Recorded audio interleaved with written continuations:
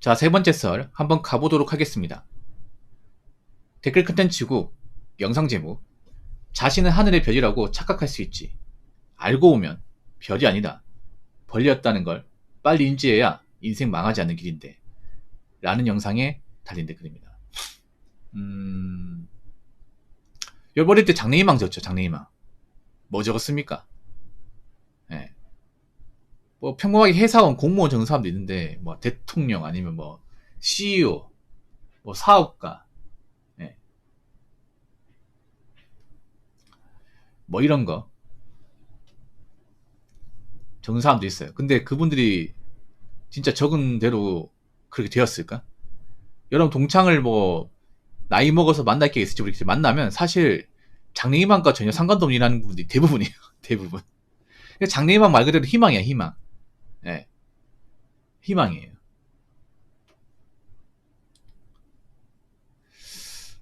누구나 꿈은 꿀 수 있습니다. 지금도 꿈꿉니다. 저도 오늘 꿈 꿨습니다. 꿈 꾸죠, 여러분. 근데 어릴 때 꾸는 꿈하고 나이 먹어서 꾸는 꿈은 좀 다르죠, 여러분. 어떤 게 다르냐? 자, 잘 들으세요. 어릴 때는 현실을 몰라요. 아직 성인이 되기 전이고 밖에 나가서 일을 하기 전이기 때문에 사회를 모릅니다. 몰라야 정상이죠. 아직 우리는 교문 밖에 나선 적이 없어요. 그래서 뭐 미디어나 온라인 나오는 거 말고는 세상을 몰라. 그렇기 때문에 아직 내 능력이 어느 정도 되는지를 잘 몰라요. 모른단 말이죠. 근데 나이가 졌으면 내 능력이 얼마나 되는지, 객관적으로 어느 정도 위치에 있는지를 모릅니까, 합니까? 확실하게는 알지만 대략적으로 알 수 있습니다. 왜냐하면 각종 통계나 수치를 가지고 내 어떤 능력치를 갖다 대보면 내가 이 정도 위치구나, 내가 이 정도 돈을 가지고 있구나, 가늠할 수 있어. 그럼 어떻게 돼요? 내가 그렇게 엄청나게 대단한 존재는 아니구나. 나도 열심히 살았는데. 그걸 깨닫게 됩니다. 그러면 나의 한계의 어떤 범위를 좀 알게 돼요. 내가 노력한다고 하더라도 이 위에까지는 가지 못하는 거구나. 인정하게 돼. 근데 이게 뭐 슬픈 거긴 한데 뭐 나쁘다고 볼 수는 없어요. 왜냐하면 사람의 한계를 알아야 뻘짓거리는 안 합니다. 제가 뭐 현실인지 얘기 많이 하죠. 메타인지 같은 거 얘기 많이 하는데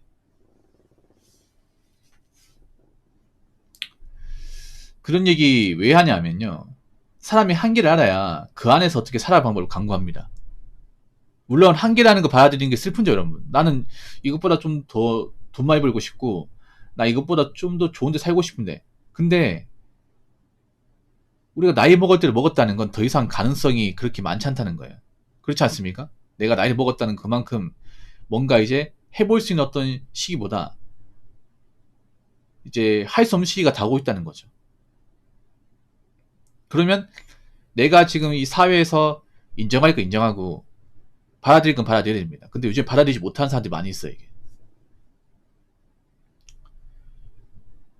제가 늘상 얘기하는 거지만 대한민국 사람은 절대 다수의 보통 사람, 흔히 서민이라고 얘기하죠, 서민.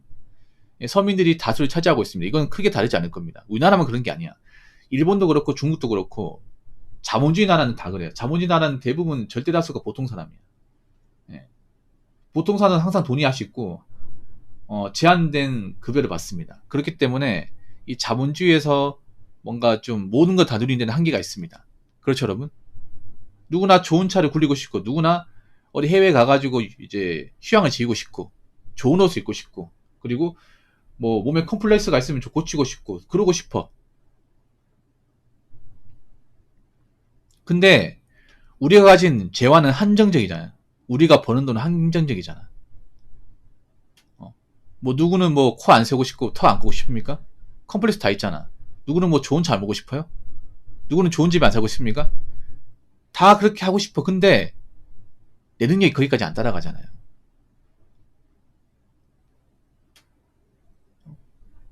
그래서 안타깝지만 내 어떤 노동력의 한계, 내 급여의 한계는 인정해야 돼요. 처음엔 이게 슬플 수 있어. 내가 뭐 노력을 해도 딱 이 정도에서 크게 벗어나지 않는구나. 뭐 그럴 수 있는데 반대로 생각하면 그런 거야. 내가 그래도 여기를 받아들이면, 여기를 받아들이고 이 안에서 그래도 나는 열심히 살면 적어도 이 밖에서 벗어난 일은 없겠구나. 이거죠. 한계를 인정해야 한계 밖에서 괜히 넘어가서 뻘짓거리하면 시간 낭비, 돈 낭비하는 것을 막을 수가 있다는 거예요. 예. 제가 요즘에 답답한 건 뭐냐면 지금 한국의 보통 사람들이 자기가 보통 사람인 것을 까먹고 사는 거예요. 이게. 예. 왜 서민들이 항상 돈이 없는지 아세요? 왜 서민은 항상 돈 없고 가난하고 힘들다고 왜 그런지 얘기하지 않아? 뭐 소득이 작아서 그런 것도 있지만 소득이 작은 것보다 소득 대비 쓰는 돈이 많아서 그래요. 이런저런 이유 쓰는 것들이 많아가지고 예전보다 확실히 이제 소비를 하는 품목들이 많아졌어요. 뭐 큰 돈 쓰는 것도 있지만 돈이 나가는 것들이 많아졌어. 예를 들어 스마트폰. 지금 스마트폰 생각해봐. 옛날에 초창기에 나왔을 때 요금제가 되게 비싸지 않았거든요. 옛날에는 또 폰 그 무료로 개통도 많이 했어. 근데 지금은 그렇게 안 되잖아요. 지금 보조금 50만 원만 지원되고 나머지는 다 그 기기가 할부로 돌려야죠. 거기다가 5G 쓰게 되면 10만 원 그냥 나옵니다. 이게 적게 나오는 거야. 근데 이걸 요즘엔 기본값으로 하잖아. 여러분 그거 아세요? 버는 게 적은 분들이 스마트폰 더 좋은 거 들고 다녀요. 진짜로. 월급이 적은 분들이. 그런 게 뭐냐면 내가 폰이라도 어디 좋은 거 들고 다녀야 남들한테 무시 안 받는다. 왜냐 우리가 사람 만날 때 보통 스마트폰 어디 뭐 테이블이나 보이는데 이렇게 얹어 놓잖아요. 그러면 딱 보일 거 아니야. 근데 내가 돈도 많이 못 버는데 보호편 쓰고 있으면 혹시나 나를 좀 얕잡보지 않을까. 근데 절대 그렇지 않거든요, 여러분. 절대. 오히려 반대로 아직 돈이 많지 않은데 막 스마트폰 비싼 거 쓰면 이게 더 사치스러워. 그러니까 지금 보통 사람한테 필요한 거는 나의 한계를 인정하고 그 안에서 어떻게 하면 좀 그런 사치 같은 거 줄이고 더 나은 미래를 구상할 수 있을까? 이걸 생각해야 되거든. 이거를. 근데 이걸 생각하지 않아. 자꾸 노력을 부정을 해요. 보통 사람으로서 뭔가 근면성실한 사람 무시해. 아니 그렇게 살아서 뭐해? 아 그렇게 살아봤자 뭐 좋은 아파트 못 들어가고 그렇게 살아봤자 뭐 부자 안 되고 그렇게 살아봤자 성공 못 하는데 경제직자에 뭐 이러는데 뭐하러 그렇게 악착같이 막 돈 몇 푼 쪼개가면서 아껴 쓰면서 왜 그렇게 힘들게 살아? 이런 말을 많이 해요. 아니 그렇게 사는 게 어때서? 원래 그렇게 살았어. 여러분 우리 부모님들 기억 안 나요? 우리 부모님들 보면 반찬 까바뀌려고 콩나물 100원 200원 깎고요. 옷 같은 것도 돈 줄이려고 옆집에 형이 있으면 얻어입고 그랬습니다. 여러분 양말이나 뭐 티 같은 거 안 얻어입었어요? 전 많이 얻어입었습니다. 저희 누나도 많이 얻어입었어요. 그 가전제품도 정말 완전 고장나기 전까지 바꾸진 않았습니다. 지금은 가전제품 고장 안 하도 조금 오래 쓰면 나이가 있으면 바꿔버려. 요즘에 꼬물상가 멀쩡한 거 많이 나옵니다. 멀쩡한 거. 그러니까 지금은 사람들이 막 진짜 뽕을 뽑을 정도로 쓰고 나서 더 이상 TV가 안 나온다 싶으면 바꾸는 게 아니라 조금만 이제 오래 썼다 싶으면 더 좋은 거 나오면 바꿔버리잖아요, 이게.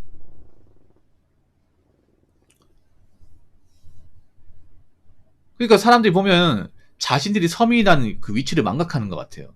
언제부터 그렇게 누리고 하고 싶은 거 다 하고 살았다고.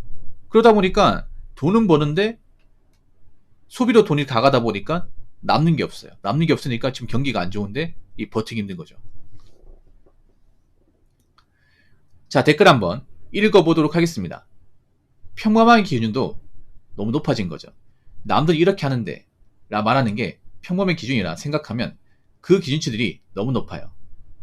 평범의 쪼직이 아니라 본인 수준을 자각하는 걸 먼저 깨달아야 할 겁니다.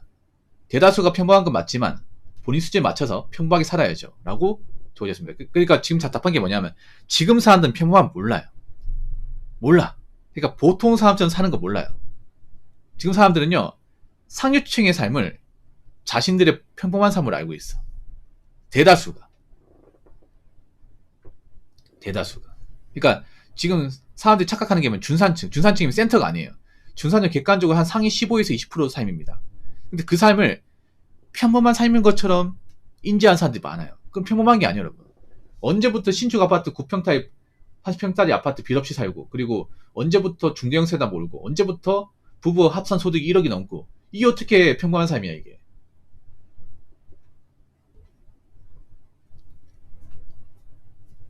그렇지 않습니까? 항상 하는 말이 남들은 어디 갔다 왔는데, 남들은 이번에 차 바꿨는데, 남들은 뭐 스마트폰 이번에 샀는데, 그놈의 남들은. 아니, 내 인생 잘못되면 남들이 책임준답니까? 도와준답니까? 이제는 아무도 책임 안 져. 오히려 SNS가 발달되면서 이 남들이란 이 요소가 더 많아졌습니다. 야, 여러분 생각해보세요. 여러분, 옛날에는 이런 SNS나 온라인이 발달되기 전까지는요, 우리 동네 사람들 말고는 다른 사람들이 어떻게 사는지 몰랐어요.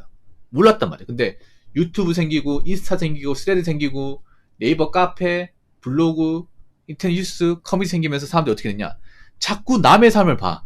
남의 삶을 주거니 바꾸면서 많이 들어. 예를 들어서 옛날 같은 경우에는 온라인이 발달하기 전까지는 우리가 일하는 그 직업군 말고 동네 사람들 일하는 거 말고 못 들었어요, 여러분. 네. 그래서 누가 어떻게 돈 많이 버는지, 누가 어떻게 사는지 몰라. 그래서 비교할 대상이 별로 없었거든요, 여러분. 주변 사람들 말고. 근데 지금은 비교할 대상이 너무 많아진 거예요. 주변 사람들 기본이 이거, 뭐, 잘 나가는 유튜버, 인플루언서, 연예인, 스포츠 스타, 유명인, 훨씬 많아진 거예요. 그러다 보니까, 저 사람들은 저렇게 하는데, 저 사람들은 뭐 저런 애 있는데, 저 사람들은 저기 사는데. 이런 식으로 평범이라 할 수 없는 것들을 평범에 다 집어넣었어요. 그래서 사람들이 이거를 인지하지 못하는 것 같아요. 평범에 쫓을 게 아니라 본인 수준을 장악하는 걸 먼저 깨달아야 할 겁니다. 그렇죠. 일단 내가 얼마를 벌고 내가 우리 집이 어떤 상황인지 알아야 돼요. 여러분, 남들이 어떤 차를 모는지 어느 인지 갔다 왔는지가 중요한 게 아니라 여러분 집안 상태를 냉정하게 봐야 돼요. 냉정하게. 보통 여러분 서민이라면 뭐 개개인마다 좀 다르겠지만 일단 부모님이 노후 준비가 그렇게 많이 안 됐을 겁니다. 부모님이 자산이 많지 않을 거예요. 그럼 부모님한테 내가 뭔가 좀 도와줄 수 없다는 거죠. 도와줄 수 없다기보다는 내가 부모님한테 뭔가 이제 원조받을 수 없다는 거죠. 대부분의 서민들은 그래요.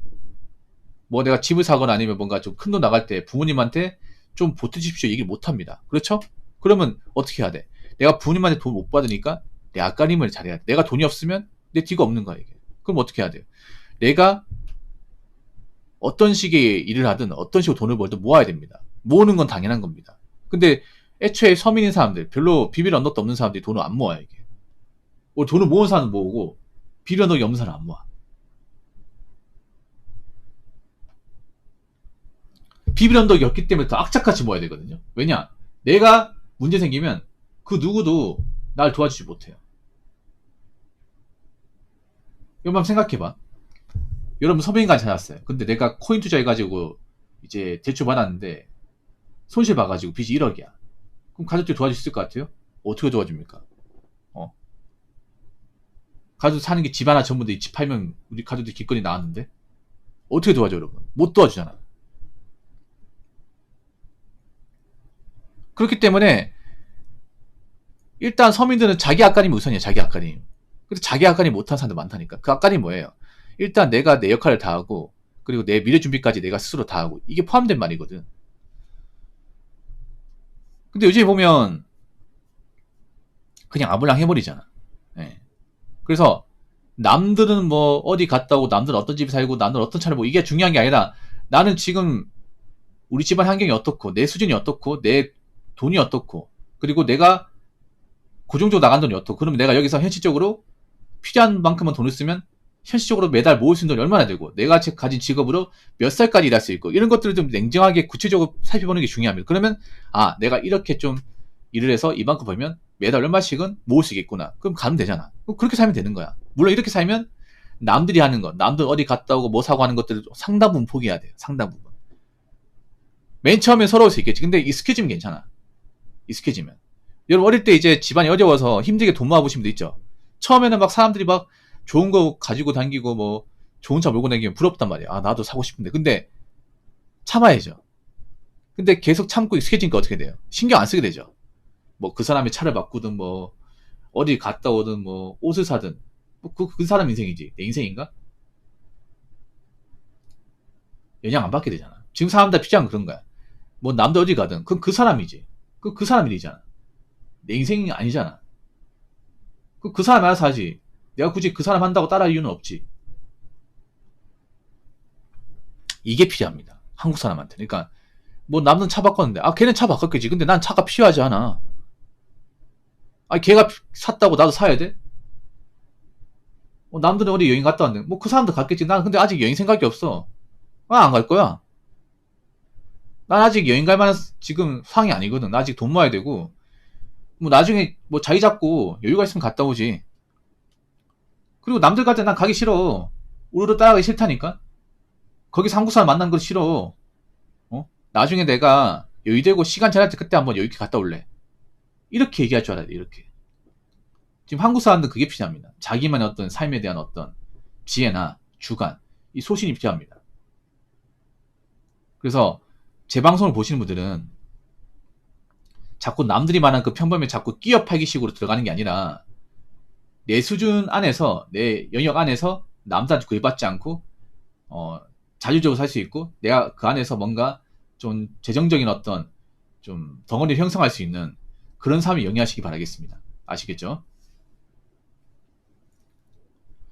자, 이상으로 세 번째 썰 마치도록 하겠습니다.